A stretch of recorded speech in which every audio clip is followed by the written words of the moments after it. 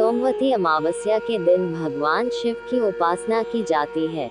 ऐसी मान्यता है कि जो व्यक्ति सोमवती अमावस्या की व्रत रखता है उसकी सभी मनोकामनाएं पूरी होती हैं। साथ ही अखंड सौभाग्य की प्राप्ति होती है। इस दिन सोमवती अमावस्या की कथा का पाठ भी जरूर करना चाहिए। सोमवती अमावस्या की व्रत कथा। गरीब ब्राह्मण परिवार था। उस परिवार में पति पत्नी के अलावा एक पुत्री भी थी। वह पुत्री धीरे धीरे बड़ी होने लगी। उस पुत्री में समय और बढ़ती उम्र के सभी स्त्रीयोचित गुणों का विकास हो रहा था। वह लड़की सुंदर, संस्कारवान एवं गुणवान थी, किंतु गरीब होने के कारण उसका विवाह नहीं हो पा रहा था। दिन उस ब्राह्मण के घर एक साधु महाराज पधारे। वो उस कन्या के सेवा भाव से काफी प्रसन्न हुए। कन्या को लंबी आयु का आशीर्वाद देते हुए साधु ने कहा, इस कन्या के हथेली में विवाह योग्य रेखा नहीं है।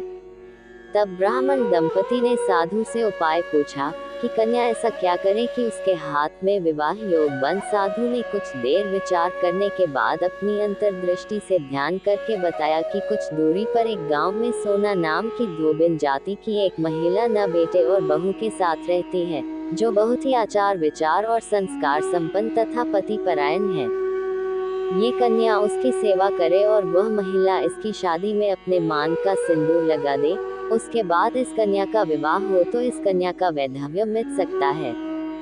साधु ने यह भी बताया कि वह महिला कहीं आती जाती नहीं है। ये बात सुनकर ब्राह्मणी ने अपनी बेटी से धोबिन की सेवा करने की बात ही। अगले दिन कन्या प्रातःकाल ही उठकर सोना धोबिन के घर जाकर साफ सफाई और अन्य सारे करके अपने घर वापस आ जाती। एक दिन सोना धोबिन अपनी बहू से पूछती है कि तुम तो सुबह ही उठकर सारे काम कर लेती हो और पता भी नहीं चलता। बहू ने कहा, माँ जी, मैंने तो सोचा कि आप ही सुबह उठकर सारे काम खुद ही खत्म कर लेती हैं। मैं तो देर से उठती हूँ। इस पर दोनों सास बहू निगरानी करने लगी कि कौन है जो सुबह ही घर का सारा काम करके चला जाता है। कई दिनों के बाद धोबिन ने देखा कि एक कन्या अंधेरे घर में आती है और सारे काम करने के बाद चली जाती है। जब वह जाने लगी तो सोना धोबिन इसके पैरों पर गिर पड़ी। पूछने लगी कि आप कौन हैं और इस तरह छुपकर मेरे घर की चाकरी क्यों करती हैं। तब कन्या ने साधु द्वारा कही गई सारी बात बताई। सोना धोबिन पति परायण थी, उसमें तेज था। वह तैयार हो गई। सोना धोबिन के पति थोड़ा अस्वस्थ थे। उसने अपनी बहू से अपने लौट आने तक घर पर ही रहने को कहा। सोना धोबिन ने जैसे ही अपने मान का सिंदूर उस कन्या की मांग में लगाया, उसका पति मर गया। उसे इस बात का पता चल गया। वह घर से निराजल ही चली थी, ये सोचकर कि रास्ते में कहीं पीपल का पेड़ मिलेगा तो उसे भावरी देकर और उसकी परिक्रमा करके ही जल ग्रहण करेगी।